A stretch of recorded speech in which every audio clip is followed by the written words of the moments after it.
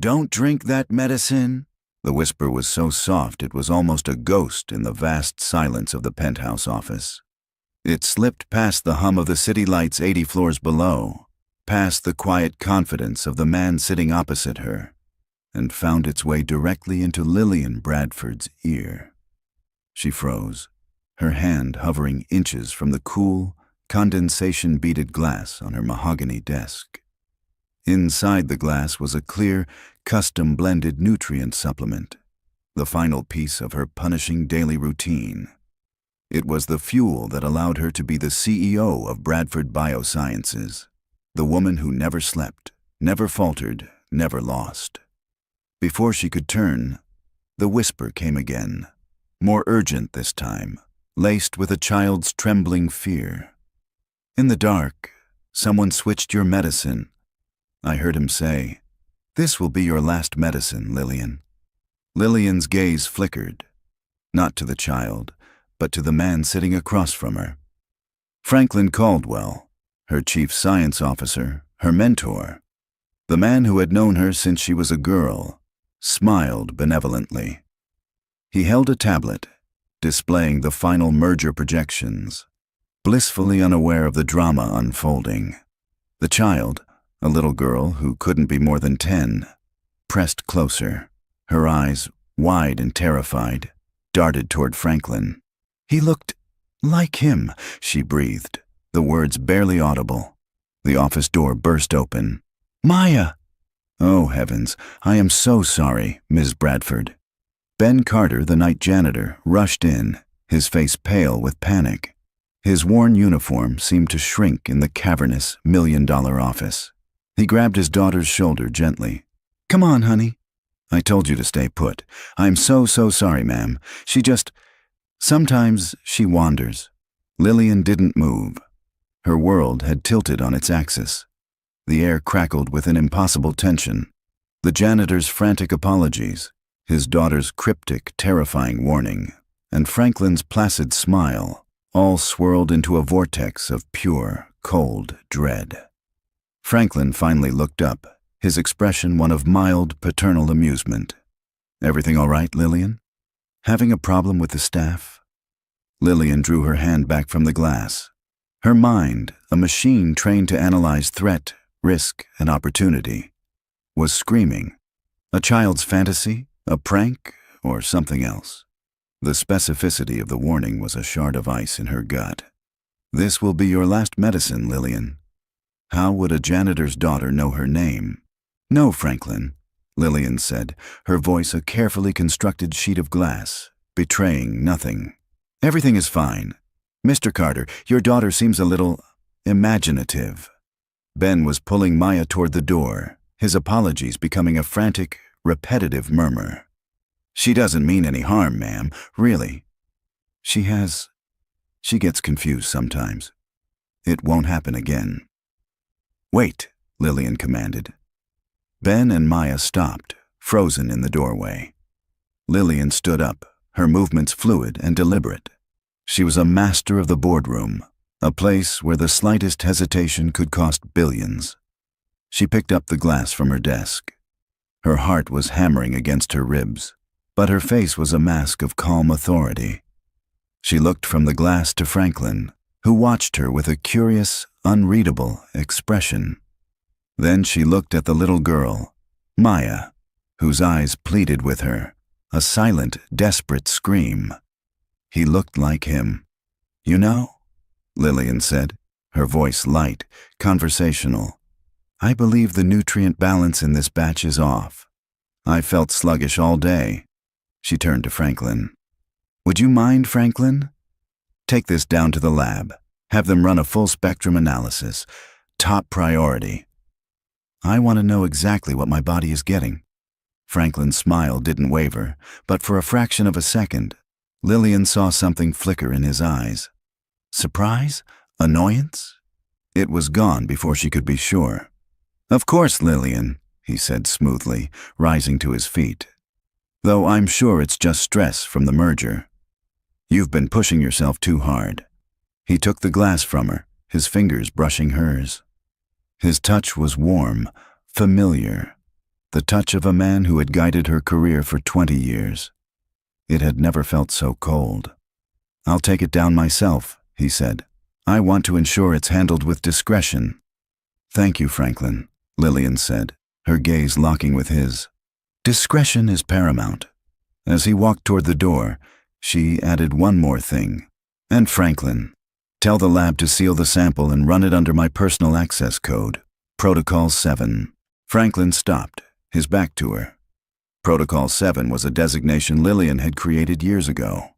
It was a ghost protocol, used for hostile takeover drills. It meant the sample was to be treated as a potential bioweapon. It meant a separate sealed-off lab, a 2-person analysis team, and results sent directly to her encrypted device and nowhere else. It was a protocol Franklin himself had helped her design for corporate espionage threats.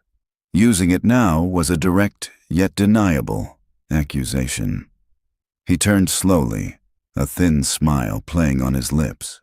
"A bit dramatic for a vitamin drink, isn't it?" "When it comes to my company and my health," Lillian replied, her voice dropping to a steely whisper, "I'm never dramatic." He held her gaze for a long moment before nodding. "As you wish." "I'll be back shortly." He swept past Ben and Maya, the glass held carefully in his hand, and disappeared down the hall. The office door clicked shut, leaving Lillian alone with the janitor and his strange, terrified daughter. Lillian turned to them.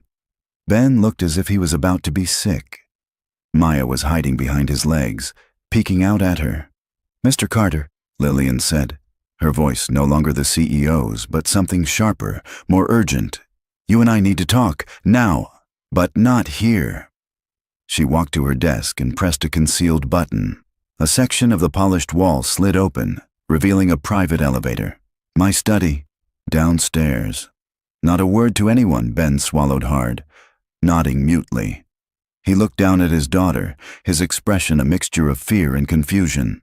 Lillian's eyes were fixed on the girl. A child had just walked into the heart of her empire and detonated a bomb.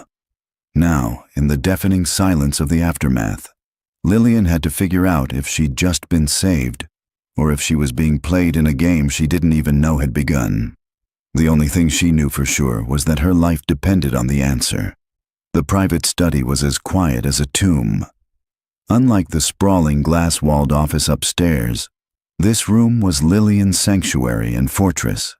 Floor-to-ceiling bookshelves were filled with leather-bound first editions.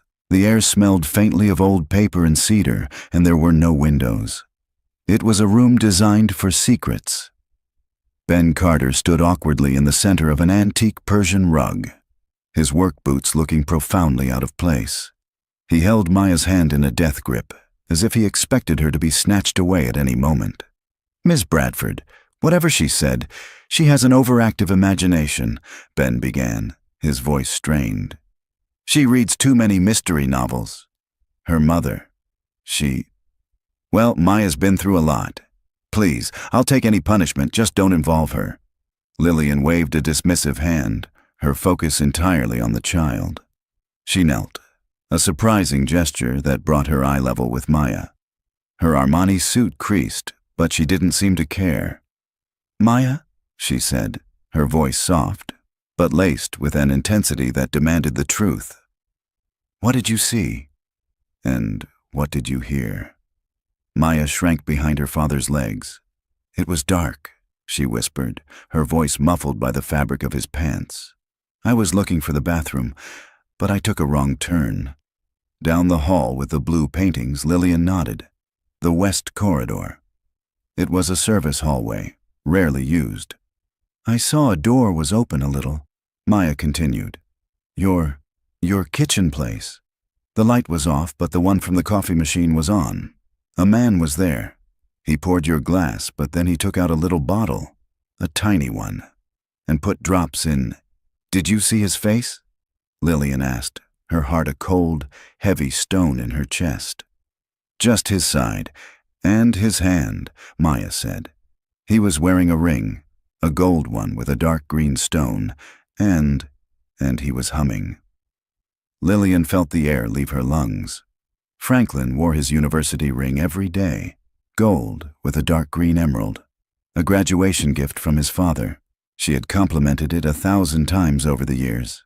And he said my name, Lillian pressed gently. He whispered it, Maya corrected. This will be your last medicine, Lillian. Then he laughed a little. A quiet laugh. Then he left. A soft chime echoed through the room. Lillian straightened up, her eyes immediately finding the small, slate-gray tablet on her desk. The screen glowed with a single notification. Protocol 7. Analysis complete. Access. She walked to the desk, her stride measured. But her mind was a whirlwind. This was it. The moment where a child's impossible story became either a dangerous fantasy or a terrifying reality. She pressed her thumb to the screen. A series of encrypted files unlocked. Ben watched her, his face a mask of anxiety. Miss Bradford? Lillian's eyes scanned the chemical breakdown on the screen. The report was dense with scientific jargon, but the summary at the bottom was brutally, terrifyingly clear. Compound. Custom synthesized hyperkalemic agent, potassium salt derivative. Non-reactive with standard reagents. Mechanism. Inhibits sodium-potassium pump, inducing rapid onset cardiac arrest within 3 to 5 minutes of ingestion. Detection. Untraceable in standard post-mortem toxicology. Signature mimics natural heart failure. Conclusion. Deliberate, sophisticated, malicious adulteration. Dosage is lethal. Lillian stared at the final words. Dosage is lethal. She looked up from the tablet, and the carefully constructed calm on her face had vanished. In its place was something Ben had never seen on the powerful CEO, an expression of raw, chilling fury mingled with a sliver of genuine fear. He tried to murder me, she said, the words falling like chips of ice into the silent room. Your daughter was right. About every single thing. Ben's face went white. The implications of what this meant crashed down on him. His daughter wasn't just imagining things. She was a witness to an attempted murder, and the target was one of the most powerful women in the world. And the killer knew her face. Oh God, he breathed, pulling Maya closer. What have you gotten yourself into? She got herself into saving my life, Lillian corrected, her voice sharp as a razor. She walked back towards them, her mind already several steps ahead, calculating, planning. And now, I'm going to save hers. And yours.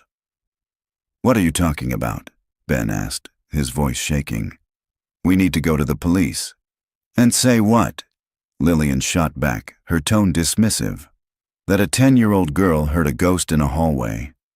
That the man who tried to kill me is Franklin Caldwell, the most respected biochemist in the country, a man with a spotless record and powerful friends in every corner of this city. He took the evidence with him, Ben. He'll have cleaned that glass and dumped the contents by now.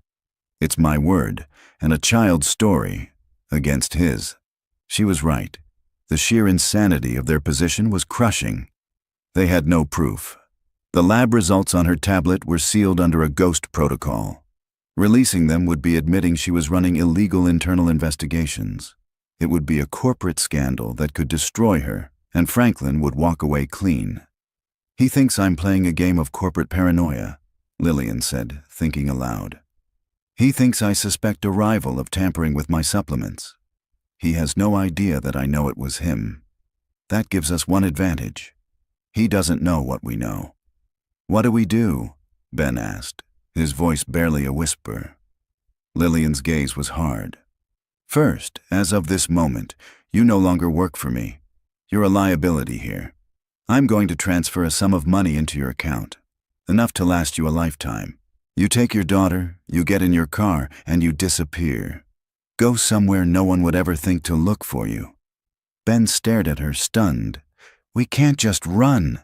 You have to, Lillian insisted. Maya is the only thing connecting him to this. If he even suspects she saw him, he will not hesitate to silence her. To silence you both.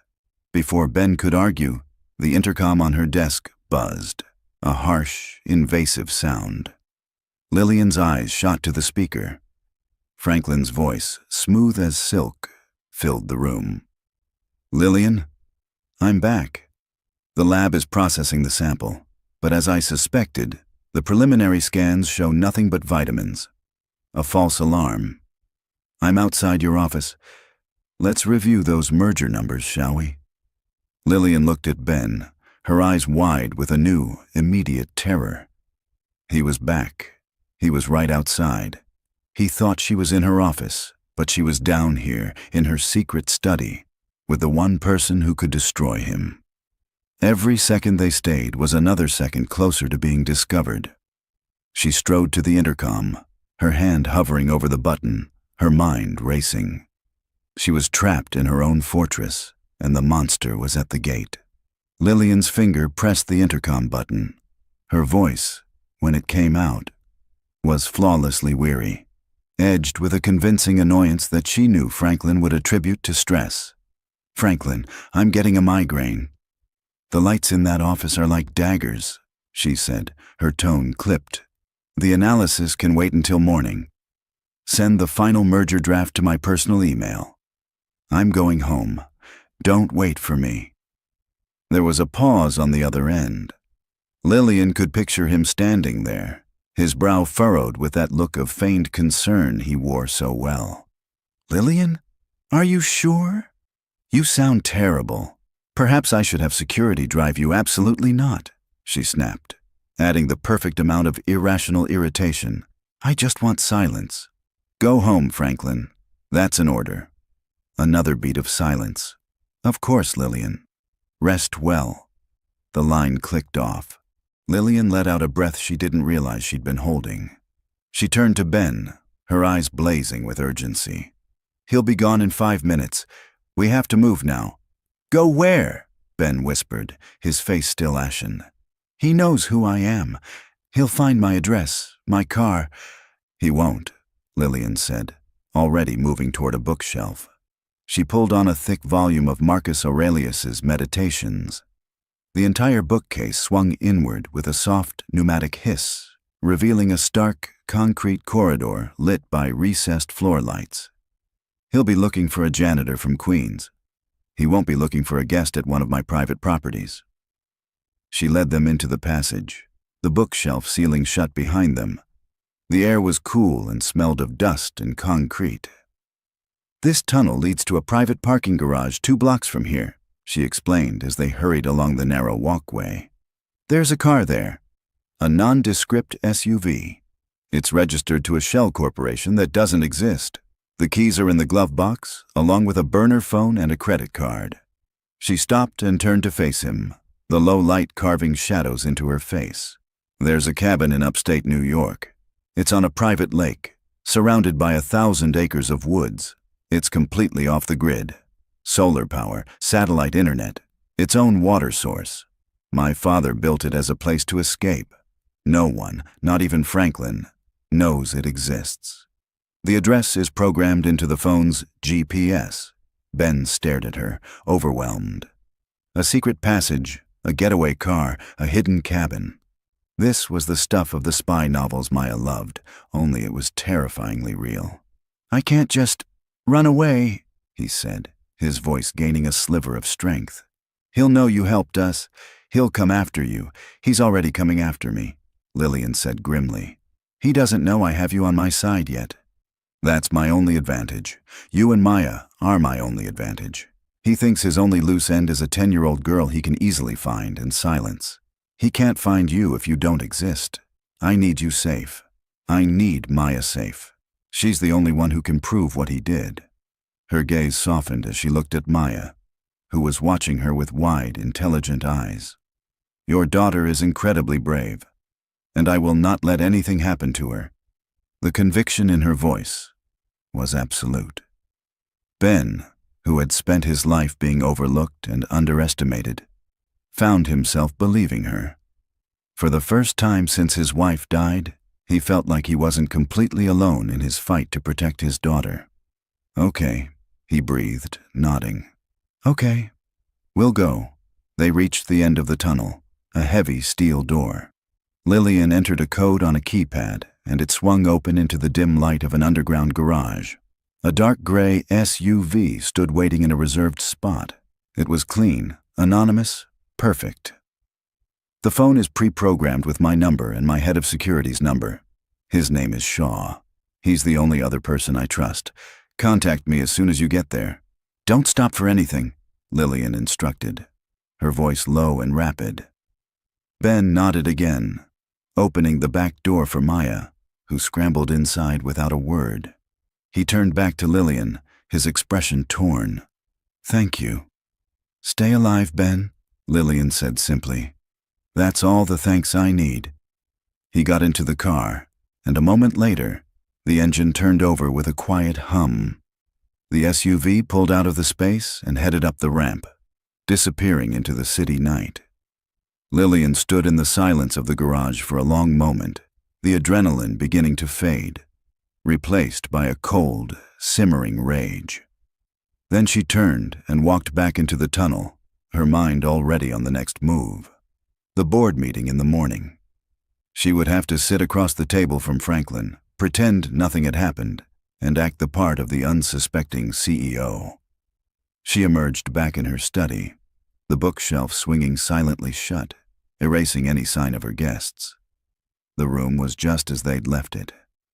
She walked to her desk, her body aching with a weariness that went beyond lack of sleep.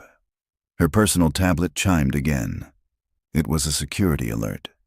She tapped the screen, expecting a notification that Franklin's car had left the executive garage. But that's not what it said. The alert was from the lobby security desk, a time-stamped log entry. 214703, Caldwell F. Access granted. Security Central Command. Lillian stared at the screen, her blood turning to ice. Franklin hadn't left the building. He told her he was going home, but he didn't. He had gone straight to the one place where he could get access to every camera feed in the entire skyscraper, including the service corridors, including the private garages. He was looking for something, or someone. A horrifying thought struck her. Did he see them? Did he know about the tunnel? She frantically typed a command, pulling up the live feed from Security Central. The image was clear. There was Franklin, standing with the night shift supervisor, smiling, pointing at a bank of monitors. He was a man with nothing to hide. Then Lillian saw it. On the monitor he was pointing to, a schematic of the building's lower levels was displayed, and his finger was resting on the section marked Sub-Level C, the private garage. He knew. He must have suspected something when she used Protocol 7. He was playing a different game. He wasn't waiting to see if she was suspicious. He was actively hunting, and she had just sent Ben and Maya straight into his line of sight. A cold bolt of adrenaline shot through Lillian. He knew, or he suspected enough to check. She had underestimated his paranoia. Her fingers flew across the tablet, her mind a blur of calculations. The SUV had a 5-minute head start. On the late-night streets of Manhattan, that was nothing. She stabbed the call button for the burner phone she had given Ben. Every ring felt like a lifetime. "Don't talk," she said the moment the line connected, her voice a low, clipped command. "Just listen. You may have a tail." Franklin didn't leave. "He's in Security Central. You need to assume he has eyes everywhere in the car, speeding towards the George Washington Bridge. Ben's knuckles were white on the steering wheel." He glanced in the rear-view mirror. The sparse, late-night traffic seemed normal. A few yellow cabs, a sleepy-looking sedan. Nothing threatening. Maya was buckled in the back, her small face illuminated by the passing streetlights. "What do I do?" he asked, his voice tight with barely controlled panic. "Stay on the planned route for now. I'm watching," Lillian said. On her screen, she had already pulled up the city's traffic camera network, her CEO-level access overriding privacy protocols.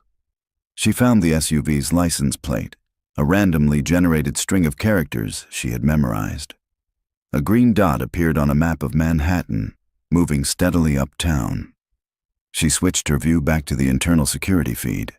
Franklin was still there, talking to the supervisor. He was pointing now to the employee exit logs. He was looking for Ben Carter's time card, looking for proof that he'd left at his scheduled time. When he found Ben hadn't clocked out, his suspicion would be confirmed. Lillian's mind raced. She couldn't stop Franklin from discovering the truth, but she could buy Ben time. Her fingers typed another series of commands, accessing the building's network controls. She found the server that managed the time clock system. With a few keystrokes, she located Ben's file and manually entered a checkout time for 10 minutes ago, backdating it. She then triggered a minor server reset, burying her digital tracks in a flurry of routine error logs. It was a temporary fix, a flimsy piece of misdirection, but it might be enough. On the security feed, she saw the supervisor tap his screen and nod at Franklin, showing him the newly falsified log. Franklin smiled, a polite, satisfied expression that didn't reach his eyes. He thanked the man and turned to leave, but he didn't head for the exit. He walked towards the elevator bank that led to the executive garage. "He's on the move," Lillian said into the phone. "He's heading for his car. Ben, you need to change your route. Now, the GPS is about to update. Follow it exactly." She rerouted the burner phone's navigation, sending them on a serpentine path through the Bronx, away from the major highways Franklin would expect them to take. It was a longer, slower route, but it was less predictable. "Lillian?" Franklin's voice suddenly crackled through the phone line. Lillian froze. It wasn't a call. He had patched himself into her secure channel. A chill snaked down her spine. He was onto her. "I know you're on this line," he said, his voice calm, almost conversational. The sound of his car's powerful engine hummed in the background. A clever bit of work with a time clock server. "But you've gotten sloppy in your old age. You forgot about the elevator logs." The janitor never went down to the lobby, and his car is still sitting in the employee lot. Ben heard Franklin's voice, and his blood ran cold. He was listening. He was in his car. He was hunting them. "You have something that belongs to me, Lillian," Franklin continued, his tone hardening. "A piece of failed research, a loose end. I'm merely trying to collect my property. Give the girl back, and we can forget this unfortunate business ever happened." "She's not property, Franklin," Lillian snarled into the phone. "She's a child." "She's a variable you can't control," he retorted. "And we both know how you hate those. This doesn't have to be messy. Pull over, leave the girl. You and the father can walk away." "Go to hell," Lillian said. A dry chuckle came through the speakers. "I had a feeling you'd say that." "Very well. We'll do it the hard way. The line went dead." "He's going to find us," Ben said, his voice hoarse. He glanced in the rearview mirror again, his eyes scanning every car, every pair of headlights. "No, he won't," Lillian said, though her confidence was a sham. She was out of tricks. He was a master of this game, and she had been played. She did the only thing she had left to do. She dialed the second number on the burner phone. It was answered after a single ring. "Shaw," a gruff voice said. "Shaw, it's Lillian. I'm executing contingency Omega. Full activation. I'm sending you a file and a license plate number. An employee and his daughter are in danger. They are my top priority. I need you to get them to the lake house. Franklin has gone rogue. He is hostile. Do you understand?" There was no surprise in her head of security's voice, only grim acceptance. "Understood, Miss Bradford. Hostile. Top priority. I'm on my way." Lillian ended the call. Shaw was the best, a former Special Forces operator who was loyal to a fault. But he was downtown. Ben was already crossing into New Jersey, a lone car on a dark highway. She watched the green dot of the SUV on her map, and then she saw it. A new dot appearing from a side street, moving fast. It had no license plate information attached. It was a ghost car. It fell in behind Ben's SUV, keeping a steady distance. "Ben," Lillian said, her voice tight. "You have a tail." A black sedan, 4 car lengths back. "They're following you." Ben's eyes shot to the mirror. The sedan was there, sleek, dark, with tinted windows. It had appeared out of nowhere. His heart felt like it was going to beat its way out of his chest. He pressed harder on the accelerator. The SUV surged forward. In the back seat, Maya, who had been silent the entire time, spoke in a small, terrified voice.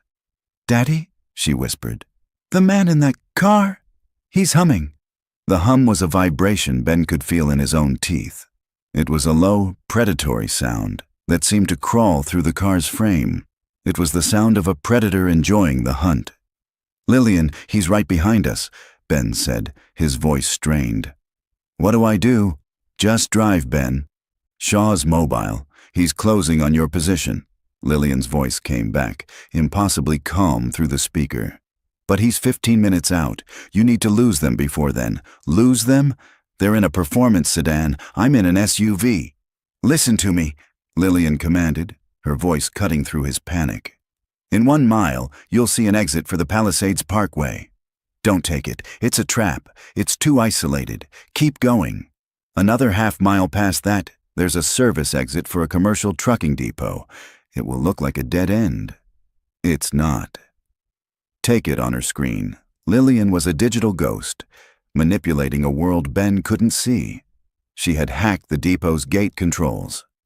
As Ben's SUV approached, the gate would swing open. For the car behind him, it would remain shut. Ben's knuckles ached from his grip on the wheel. He floored the accelerator, the SUV's engine roaring in protest. The black sedan matched his speed effortlessly, staying glued to his bumper. Its headlights were blinding in his rear-view mirror. "They're getting closer," he grunted. The car swerved into the lane beside him. For a moment, they were side by side, two dark shapes hurtling through the night. Ben risked a glance. He couldn't see the driver through the tinted glass, but he felt his gaze. In the back, Maya had curled into a small ball, her eyes squeezed shut. "Daddy, the sleeping road," she whispered, her voice tight with fear. The service exit was coming up fast, a dark, unlit slash in the side of the highway. It looked exactly like what Lillian had said, a dead end. "Now, Ben!" "Hard right!" Ben wrenched the wheel. The SUV squealed in protest, tires fighting for grip as he veered off the highway and onto the narrow access road. He braced for the impact of a security gate, but as Lillian promised, a heavy iron gate was already swinging open, welcoming them into the darkness of the depot. He shot through the gap. In his mirror, he saw the black sedan try to follow, but the gate was already closing. It slammed shut with a clang of finality, leaving the sedan stranded on the shoulder. For a moment, there was only the sound of Ben's ragged breathing. He had done it. They were safe. "I did it," he breathed into the phone. "We lost them." "No, you didn't," a new voice said on the line. It was the gruff, steady voice of Shaw. "You have another one. Came out of the Parkway entrance. He was waiting for you. He's entering the depot through the main gate. You're in a box." Ben's heart plummeted. He looked ahead. The depot was a maze of parked semi-trailers, their massive forms like sleeping giants in the gloom. It was a labyrinth with only one way in and one way out. They hadn't escaped. They'd been herded into a trap. "Where do I go?" Ben asked, his voice cracking. "Keep moving to the back of the lot," Shaw instructed. "There's a chain-link fence bordering a railway line. Get to that fence. I'm 2 minutes out." Ben navigated the SUV through the rows of trucks, his headlights cutting a nervous path through the shadows. He saw the flicker of other headlights behind them, moving fast, closing the distance. "The fence is a dead end, Shaw," he yelled into the phone. "Every box has a back door," Shaw's voice replied calmly. "Get ready to hit it hard." Ben saw the fence now, a tall, imposing barrier of steel and wire. Beyond it lay a gravel embankment and a set of dark, silent railway tracks. It was a wall. There was nowhere to go. The black sedan was closing fast. He could see it clearly now, weaving through the parked trucks with a deadly grace.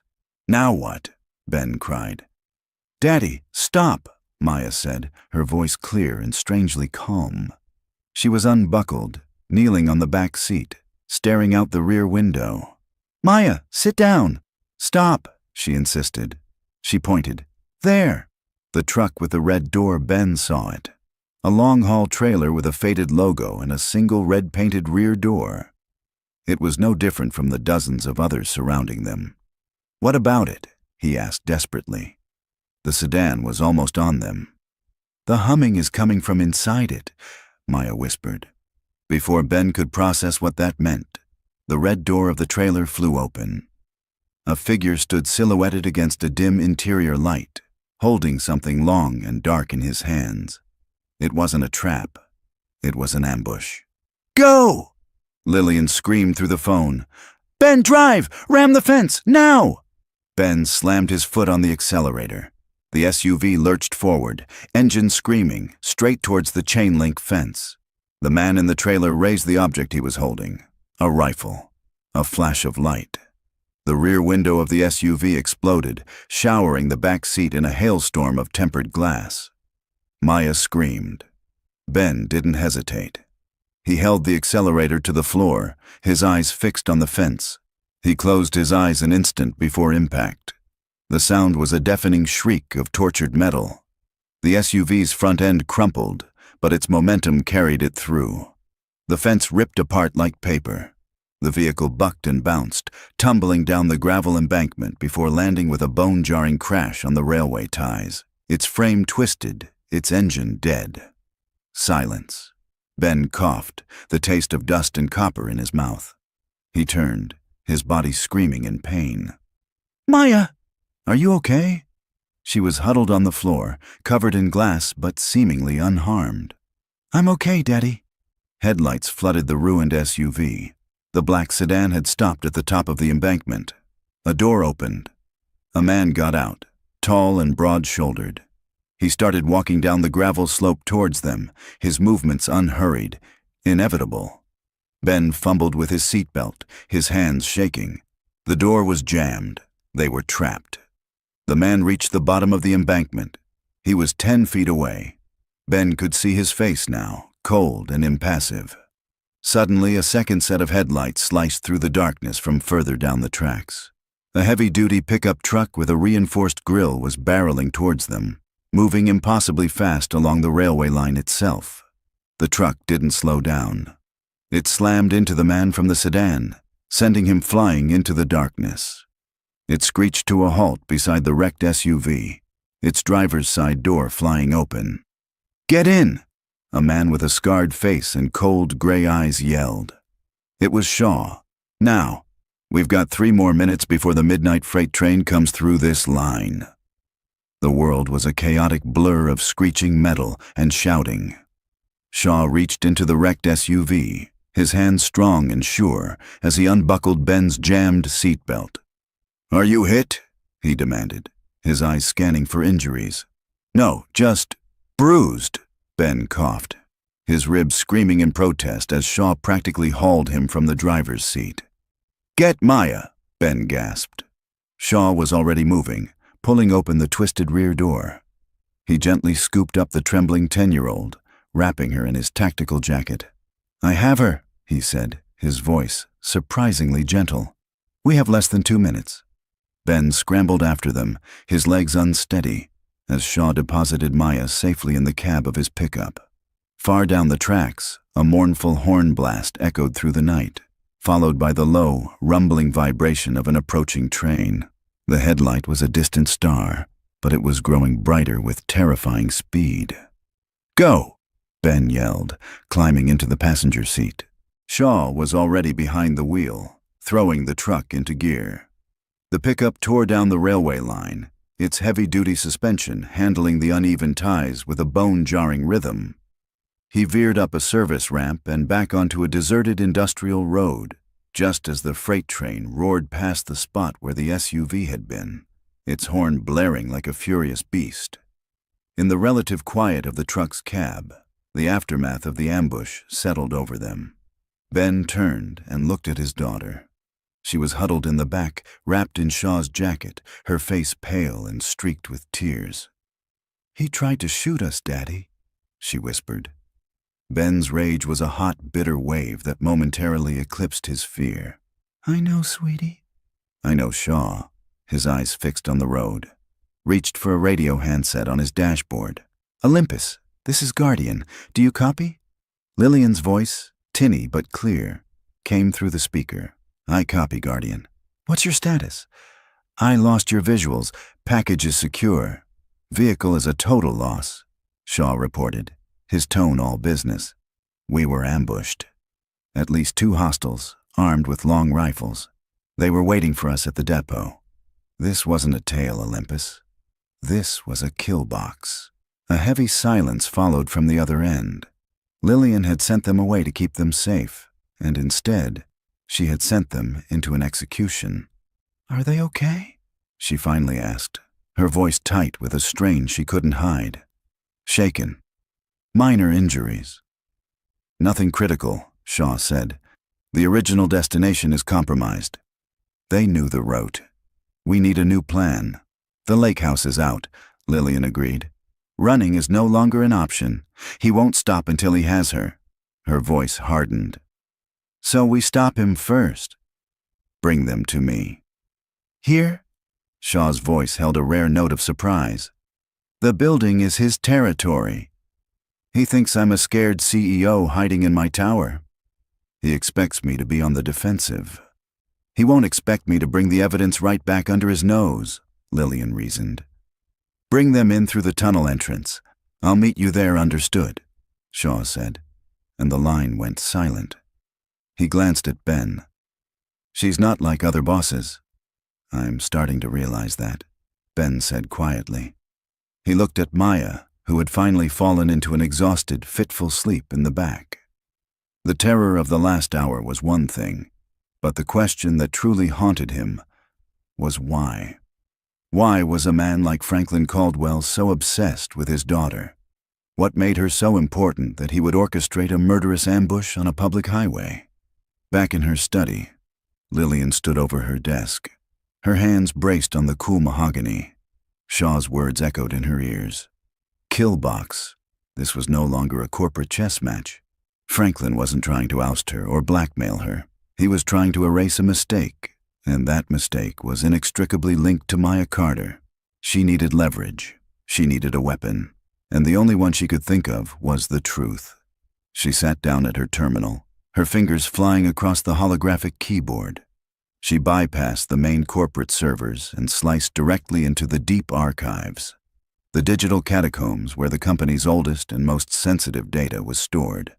She typed in the only lead she had: Project Nightingale. A series of red security warnings flashed across the screen. Classified, Level 10. Clearance required. Biohazard protocols engaged. Access requires genetic handshake and executive two-factor authentication. Franklin's clearance was Level 9. As CEO, hers was Level 10. But the second layer of security, the genetic handshake, was something new. She placed her palm on the biometric scanner. The system recognized her, but a new prompt appeared. Secondary authentication required. Franklin Caldwell. Lillian's blood ran cold. He had locked her out of her own company's darkest secret.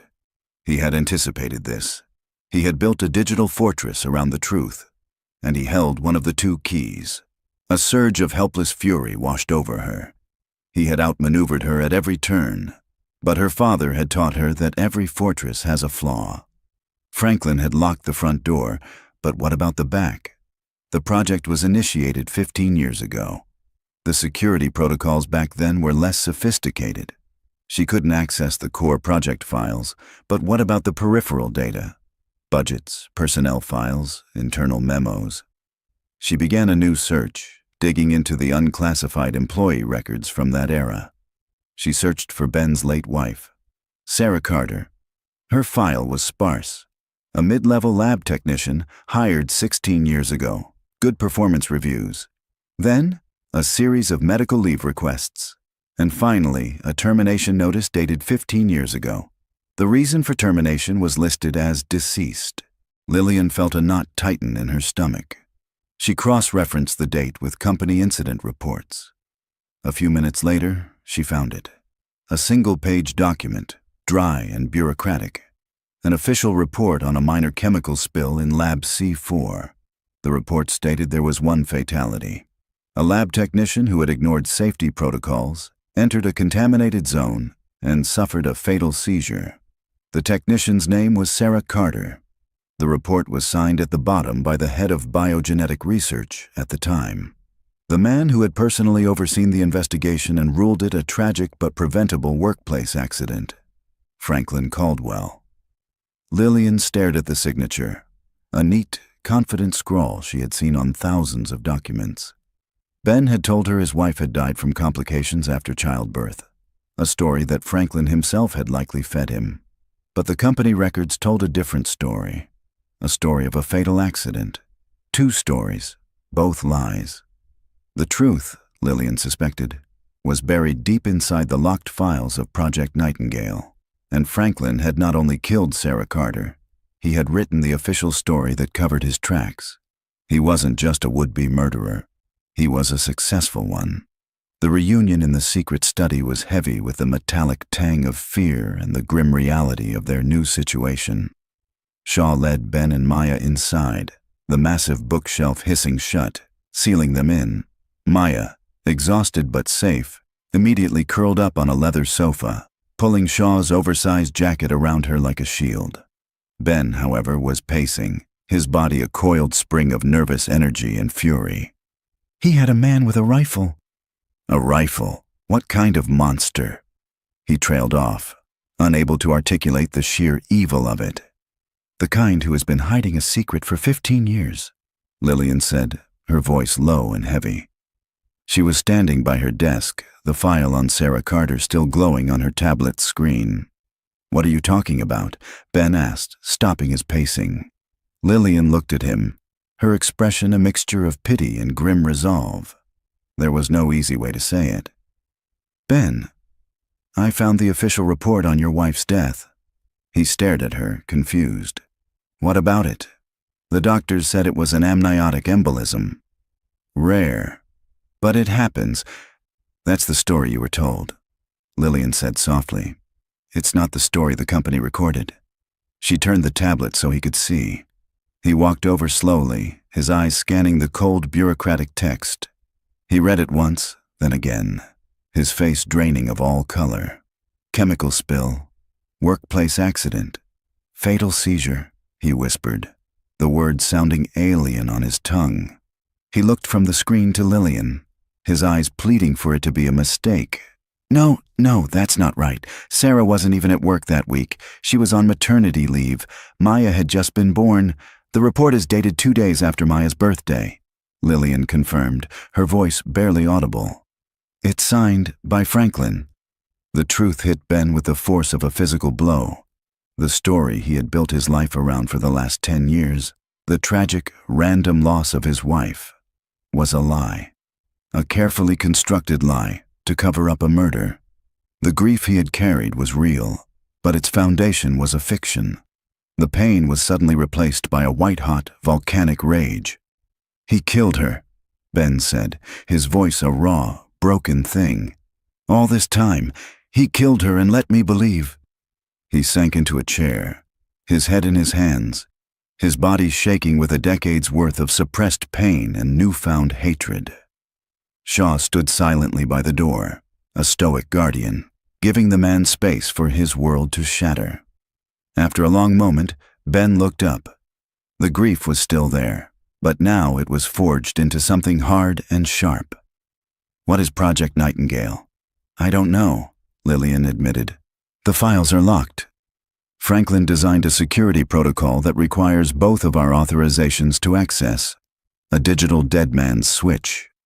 He knew if anything ever happened to him, his secrets would be exposed, so he made sure he was essential to keeping them hidden." "Then we make him open it," Ben said, his voice devoid of fear. There was nothing left to be afraid of. Franklin had already taken everything from him once. "We can't force him," Shaw interjected, speaking for the first time. "A man like that will have contingencies, fail-safes that would wipe the servers clean if he's under duress. Then we trick him," Lillian said, her strategic mind kicking into gear. "We create a crisis that he can't ignore. We force him to believe his entire life's work is about to be exposed. We make him so paranoid that he feels the need to go and check on his data, to secure his secrets. And when he does, we'll be waiting." She began to pace, the energy in the room shifting from grief to conspiracy. "He thinks I'm rattled. He thinks I'm trying to protect the Carters. He doesn't know that I know about Sarah. That's our new advantage." She stopped, her eyes locking with Shaw's. "I'm calling an emergency board meeting for 8 a.m. tomorrow." Shaw raised an eyebrow. "On what grounds?" "On the grounds of the failed merger, officially," Lillian said. "But I'm going to let a rumor slip to a board member I know will run straight to Franklin. A rumor that our internal security team has uncovered a massive multi-million-dollar embezzlement scheme, siphoning funds into an unauthorized shadow project. I'm going to say I'm bringing in federal investigators. Ben saw the shape of her plan. You're going to make him panic." "Exactly," Lillian confirmed. "He'll be trapped in that boardroom for hours, stewing, wondering how much I know. He'll be desperate to get to his secret lab or his personal terminal to either destroy the evidence or transfer it. He'll have to use his credentials to do it. And you," she said, looking at Shaw, "will be monitoring every keystroke he makes, every door he opens, every network he accesses." "It's a good plan," Shaw said with a nod. "Risky, but good." "It's the only one we have," Lillian said. She looked at Ben, her expression serious. "But it means you and Maya have to stay here. In this room. It's the only place in the building I know is secure." "We're not going anywhere," Ben said, his eyes hard as flint. He looked over at his daughter, sleeping peacefully, oblivious to the storm raging around her. He wasn't just protecting her from a monster anymore. He was going to get justice for her mother. Lillian walked to her console, her resolve set. It was time to light the fire. She drafted the email, her words sharp and official, calling the emergency meeting that would serve as the stage for her trap. With a final, decisive tap, she sent it. The notification would be hitting the board members' phones right now. Franklin would have just received it. She had thrown her stone. Now she had to wait for the ripples. She didn't have to wait long. Less than a minute later, the private, encrypted line on her desk buzzed. There was only one person who had that number. She took a deep breath and answered, putting the call on speaker. Franklin Caldwell's voice filled the room. It was no longer the smooth, paternal tone of a trusted mentor. It was flat, cold, and stripped of all pretense. It was the voice of a killer. "Lillian, what do you think you're doing?" Lillian met Ben's and Shaw's gazes, a silent signal to stay quiet. She leaned back in her chair, adopting an air of calculated, weary arrogance. "I'm running my company, Franklin," she replied, her voice a cool counterpoint to his barely veiled threat. "What circumstances would those be?" he asked, his voice dangerously soft. "The multi-million-dollar hole I just found in our R&D budget," Lillian said, letting a hint of manufactured outrage seep into her tone. "Funds being funneled into a ghost account for the past 15 years. An unauthorized project, it seems. One that you were overseeing. Does the name Nightingale ring a bell?" She was bluffing, weaving the pieces she knew into a narrative of financial crime. It was the only bait she had. A dead silence on the line confirmed she'd hit a nerve. When Franklin spoke again, the fake congeniality was gone, replaced by a chilling authority. "You are playing with things you do not understand.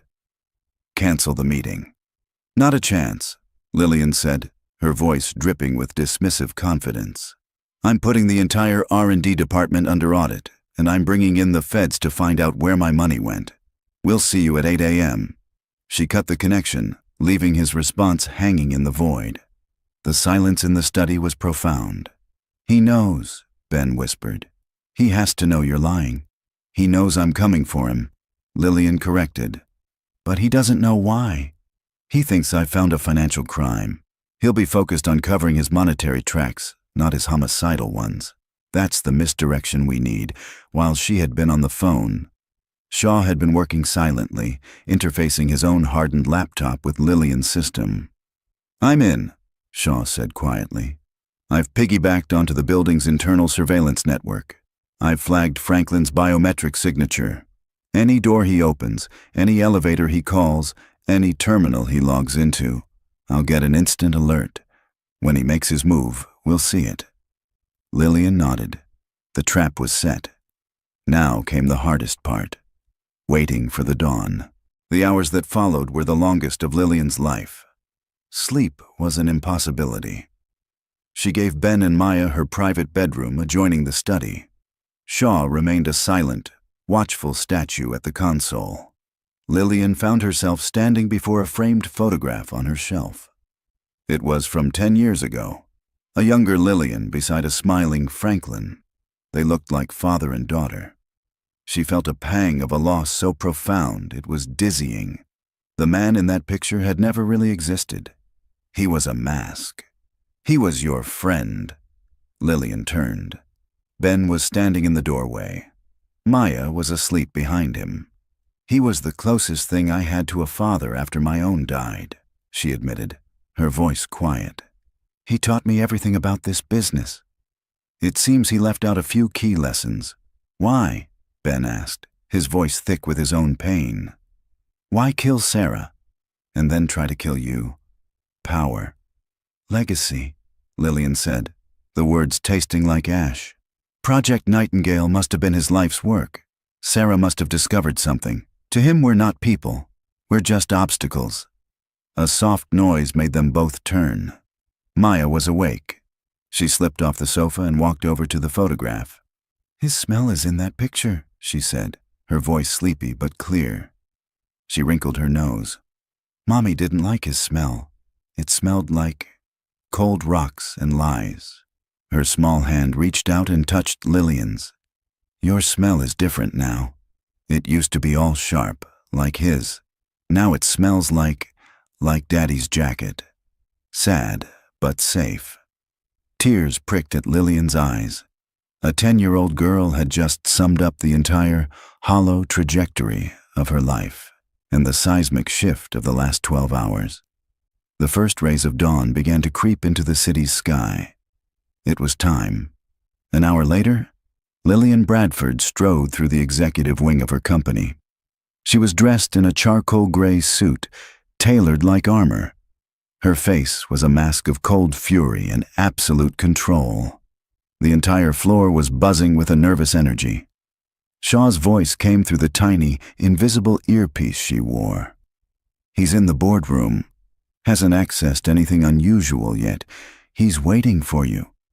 She reached the massive double doors of the boardroom and pushed them open. The room was a cathedral of glass and steel. The board members sat around the long, polished table, their faces a mixture of confusion and concern. And at the far end of the table, sitting in the chair to her right, was Franklin Caldwell.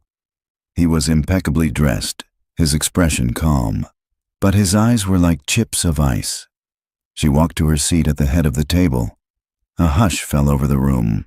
She sat down and looked directly at him. The room was filled with titans of industry, but as their gazes locked, they were the only two people in the world. The hunter and the hunted. And Lillian was no longer sure which was which. "Good morning, everyone," Lillian began, her voice crisp and carrying across the silent room. "I apologize for the short notice. As of last night, I have uncovered what I can only describe as a catastrophic breach of fiscal and ethical protocol within this company." A wave of murmurs rippled through the board members. They exchanged uneasy glances. Lillian's eyes were fixed on Franklin. "For the past 15 years, it appears a significant portion of our research and development budget has been systematically diverted into an unauthorized project. A project with no oversight, no board approval, and no official record. A project codenamed Nightingale." She let the name hang in the air. Franklin's face remained a placid mask, but she saw the slight tightening around his eyes. "The scale of this deception is staggering," Lillian continued, her voice cold as ice. "Therefore, effective immediately, I am freezing all R&D spending and have formally requested the SEC and the FBI to open a joint investigation." The boardroom erupted in muted chaos. Franklin's voice rose above the din, calm and authoritative. "Lillian, with all due respect, this is a reckless and unsubstantiated accusation. You've been under immense pressure with this merger. I think you're seeing ghosts where there are merely accounting errors." "Are you calling me incompetent, Franklin?" Lillian shot back, her voice sharp. "I am suggesting you are overwrought," he countered smoothly, turning his charismatic gaze to the rest of the board. "She is proposing we invite federal wolves into our henhouse based on a paranoid fantasy. This will destroy our stock value and kill the merger. It is an act of corporate suicide." He was good. He was painting her as an unstable leader, using her reputation for being relentless against her. "He's lying, but they're listening to him," Shaw's voice whispered in her ear. "His biometrics are elevated, but he's holding steady." "He believes he can control this." Lillian stood up, projecting an aura of absolute power. "This is not a debate. This is a fact. A crime has been committed against this company, and I will not rest until the person responsible is held accountable." She looked down the table, meeting the eyes of each board member. "Anyone who stands in the way of this investigation will be considered an accessory." The threat was clear. She was drawing a line in the sand. Franklin knew he was losing control. He pushed his chair back and stood, a pained expression on his face. "Lillian, I can see you're not well. I cannot in good conscience be a party to this. I must tender my resignation." It was a power play, daring them to choose. "It's a bluff," Shaw's voice came. "He's not resigning. He's creating a reason to leave the room. He's going to make his move. Your resignation is not accepted," Lillian said coldly. "You will remain here until the preliminary investigators arrive." Franklin's composure finally cracked. "You can't keep me here." Then, his tablet on the table chimed. He glanced down at it. "He just received an encrypted message," Shaw reported in her ear. His heart rate just spiked. "He's panicking." Franklin's head snapped up, his face ashen. He looked at Lillian, a new, wild terror in his eyes. He stumbled back a step, clutching his chest. My heart," he gasped, his voice a convincing croak. "My medication. I need—" Before anyone could react, he turned and staggered out of the boardroom, a perfect portrayal of a man in medical distress. "Stay here," Lillian commanded the stunned board. The moment she was out of their sight, she broke into a dead run. "He's in the elevator." Shaw's voice was a rapid-fire report. "Not going to the medical bay? He's heading for the sublevels. Lab C, I'm on my way," Lillian said, racing for the private elevator in her office. "Where are Ben and Maya?" "With me. We're one floor below you." Moving to intercept the private elevator opened onto the deserted, dimly lit corridor of the sublevel. Shaw was there, waiting for her. Behind him stood Ben, his face a mask of grim determination. Beside him, Maya held her father's hand. "He got a message," Shaw said quickly. "Keywords. Asset compromised. Carter."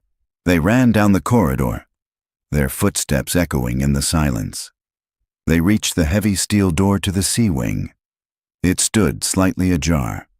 "Lillian, the network activity from his terminal is insane," Shaw warned. "He's initiated a full data purge, and he's activated the lab's sanitation protocol. It's a complete system flush. Chemicals, then incineration. In 5 minutes, everything in there will be sterilized by fire." They burst through the door into a large, dark observation room. Through a massive pane of reinforced glass, they could see the main laboratory. It was a ghostly space, filled with dormant equipment. And there, in the center of the lab, was Franklin. He stood before a single active console, his back to them, his fingers flying across the keyboard. On the large screen above him, progress bars were rapidly filling. Project Nightingale, deleting archives, 98%. Lab sanitation protocol engaged, T-minus 432. They were too late. The data was almost gone. Franklin finished his typing and hit a final key. The progress bar hit 100%. The screen flashed with 2 triumphant final words. Purge complete. He turned around, a look of grim satisfaction on his face. When he saw them standing there, he actually smiled. A real chilling smile of victory. "It's over, Lillian," he said, his voice echoing through the intercom. "You have nothing." Lillian's face was pale. He was right. It was over. The proof was gone. But then, a small voice cut through the despair. "No," Maya said, her voice clear and strong. She stepped forward, her eyes fixed on the lab beyond the glass. She pointed, not at the blank main screen, but at a solid steel wall in the far corner of the room. "It's not gone. It's in there. I can smell the electricity. And I can hear it. I can hear my mommy singing." Franklin's victorious smile vanished, replaced by a look of baffled fury. He stared at the little girl on the other side of the glass. "What did she say?" "You heard her." Lillian's voice was low, filled with a dawning, ferocious hope. "It's a trick," Franklin snarled, his eyes darting to the sanitation protocol timer on the screen. T-358. "A child's fantasy." "The data is gone." "Not everything," Ben said. He looked at his daughter. "Maya, what do you hear?" "It's a song," she insisted, walking to the observation window, her small hand on the cool glass. "Like the one Mommy used to sing to me." "It's coming from inside the wall." Shaw's eyes narrowed, scanning the featureless steel wall Maya indicated. "It's a solid-state server housing, shielded. It wouldn't be on the main network. A physical backup." The timer clicked down. T-330. "It doesn't matter," Franklin yelled, lunging for a control panel to trigger the incineration immediately. "You'll never get to it in time." "Shaw now," Lillian commanded. Shaw fired 2 precise shots at the reinforced lock on the laboratory door. The lock sparked and exploded. He slammed his shoulder against the heavy door, forcing it open. Franklin spun and charged, but Shaw moved with brutal efficiency, sidestepping the attack and slamming him face first into the observation window. Franklin crumpled to the ground, dazed. Ben, Lillian, and Maya rushed into the lab. The air was thick with the smell of ozone. A series of nozzles in the ceiling hissed.